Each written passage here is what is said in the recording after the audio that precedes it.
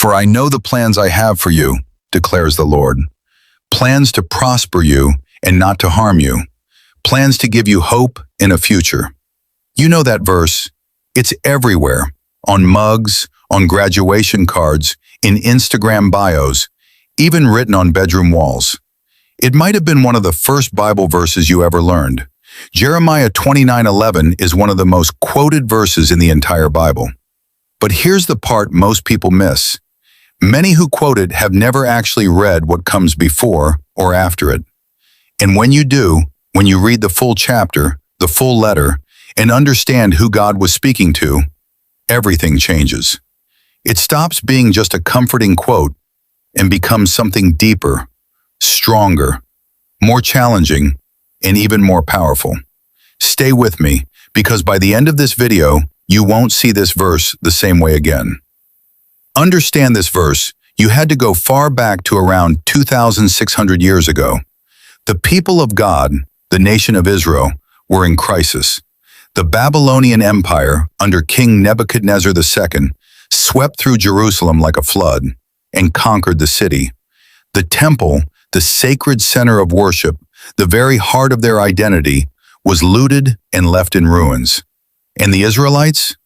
They were not all killed. They were taken, ripped from their homes, their land, and everything familiar. They were marched hundreds of miles into Babylon, a foreign land. This was more than a political disaster. It was a spiritual shock. These were God's chosen people. This was the land He had promised them. And now they sat in a strange nation, surrounded by foreign gods and unfamiliar customs, asking questions that cut deep. Had God forgotten them? Had He abandoned them? Was He still with them at all? That was the emotional state of the people who received this message. They were not living in comfort. They were not writing from places of peace. They were captives, in exile, grieving everything they had lost. And it was to these people, in that exact moment, that God sent a letter. And that's the first thing most people miss. Jeremiah 29:11 isn't a sermon. It isn't a psalm. It isn't written to a congregation gathered for worship. It's a letter. A letter that the prophet Jeremiah writes and sends from Jerusalem to the exiles sitting in Babylon. And what does this letter say? Let's read it, starting from verse 4. This is what the Lord Almighty, the God of Israel, says to all those I carried into exile from Jerusalem to Babylon. Build houses and settle down. Plant gardens and eat what they produce. Marry and have sons and daughters. Seek the peace and prosperity of the city to which I have carried you into exile. Pray to the Lord for it, because if it prospers, you prosper. Read that again, slowly. God is not saying, hold on, rescue is coming in the morning. God is not saying, fight your way out, I'll meet you at the border. God is saying, build houses, plant gardens, get married, have grandchildren. In other words, settle in. And then He says something that would have felt like a gut punch to every single person reading that letter in verse 10. When 70 years are completed for Babylon, I will come to you and fulfill my good promise to bring you back to this place.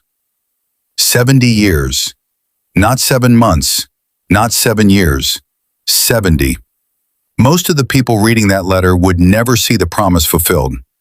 They would live their entire lives in Babylon. They would die in exile. And God knew that. And still He said, settle in, build, plant, pray for the very city holding you captive. This is not the rescue they wanted. But it gets even deeper. Because right in the middle of this letter, sandwiched between the command to settle in and the timeline of 70 years, God says something to false prophets that the exiles were listening to in verse 8 and 9. Do not let the prophets and diviners among you deceive you. Do not listen to the dreams you encourage them to have. They are prophesying lies to you in my name. I have not sent them. This means there were voices in Babylon telling the people, don't worry, this is almost over. You'll be home soon. God is about to move. And God says, Those voices are lying to you. That's the setup. That is the atmosphere when we get to verse 11. Now read it. For I know the plans I have for you, declares the Lord. Plans to prosper you and not to harm you. Plans to give you hope and a future. Do you feel the difference? This is not a promise being handed to someone on a mountaintop. This is a promise being handed to someone in a valley. And God is telling them the valley is going to last longer than they hoped. The word translated prosper here, in Hebrew it's shalom, peace, wholeness, flourishing, not just financial blessing, not just an easy life. God is saying, I have not lost the plot. I have not forgotten you. My plans for your shalom, your complete flourishing, are still in motion. Even now, even here, even in Babylon. And verse 12, right after, is equally stunning. Then you will call on me and come and pray to me, and I will listen to you. You will seek me and find me when you seek me with all your heart. God isn't just promising a future destination. He's promising a present relationship. Right there, in exile, in the hard season, in the place you never wanted to be. This promise was never just about getting out. It was about who God is inside the waiting. Now, I want to be careful here, because the goal isn't to take a verse off your wall and make you feel foolish for loving it. If Jeremiah 29:11 has carried you through a hard season, that's not nothing. God's word does not return void. But there is a real danger in how this verse is often used. When we lift verse 11 completely out of its context, when we turn it into a personal prosperity promise, we subtly teach people a version of faith that can't survive real suffering. Here's what I mean. If Jeremiah 29:11 means God has a plan to make your life comfortable and successful, then what happens when the diagnosis comes back bad? What happens when the marriage falls apart? What happens when the business fails and the doors close and the prayer goes unanswered for years? People start to wonder, did I miss my plan? Did I disqualify myself? Is God's plan for someone else? That's not a small thing. That's a faith crisis. And it's built on a misread. The prosperity gospel doesn't always come wearing a flashy suit and a big televangelist smile. Sometimes it sneaks in through a verse on a coffee mug. The real version of this promise is actually harder than the greeting card version, but it's also infinitely more durable, because it doesn't promise that your circumstances will be easy. It promises that God is purposeful inside every circumstance. There's a massive difference between those two things. So what does Jeremiah 29:11 actually mean for the person watching this right now? Maybe you're in a Babylon season. Maybe you're in a place you never asked to be, a job that feels like exile, a relationship that's broken, a health battle, a grief that won't lift, a dream that's been deferred so long you've almost stopped believing in it. And you've prayed, and you've believed, and you've claimed promises, and the 70 years doesn't seem to be ending anytime soon. Here's what God was saying to the exiles and what He's saying to you. Don't just survive this season. Live in it. Build something. Plant something. Invest in the people around you. Pray for the city, the situation, the workplace, the difficult relationship that's currently holding you. Because here's the truth that the context of this verse unlocks. The plan God has for you isn't waiting on the other side of your Babylon. The plan is being worked out inside it. Joseph didn't find his purpose after the pit. The pit was part of the purpose. Moses didn't become the deliverer despite 40 years in the desert. The desert was the making of him. And the exiles in Babylon? The 70 years of exile produced some of the most profound theological writing in the entire Old Testament. Daniel, Ezekiel, portions of Isaiah, the Book of Lamentations. Babylon didn't interrupt the story. Babylon was the story. God's plans are not canceled by your circumstances. They are not delayed by your pain. They are not derailed by your worst season.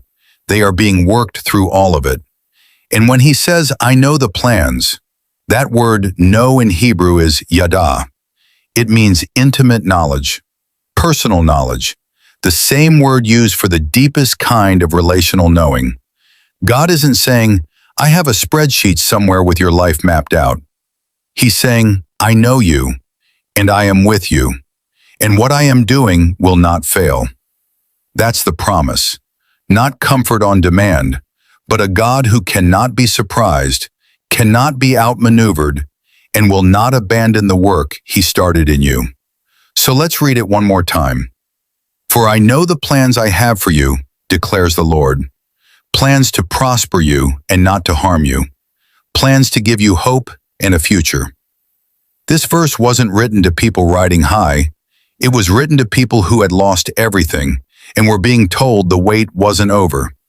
And God looked at them in the middle of all of that and said, I know, I see, I have not forgotten, and what I am building in you and through you will prosper. That's not a greeting card, that's a covenant. And covenants don't expire when circumstances get hard. They hold. So wherever you are today, whatever your Babylon looks like, I want to leave you with this question. What would it look like to stop waiting for your exile to end and start building where God has placed you right now? Sit with that. Dear Lord, for everyone going through a difficult season, feeling tired, discouraged, and unsure, speak to them now. Remind them that you see them, you are near, and your plans for their lives are still at work. Let this promise become real in their hearts today, not just words, but truth. In Jesus' name. Before you scroll, answer this in the comments. What's one area of your life where you've been treating Jeremiah 29:11 like a promise of comfort instead of a promise of covenant? Be honest. This is a safe space. And if this video blessed you, share it with someone who needs to hear it today. I'll see you in the next one. Shalom.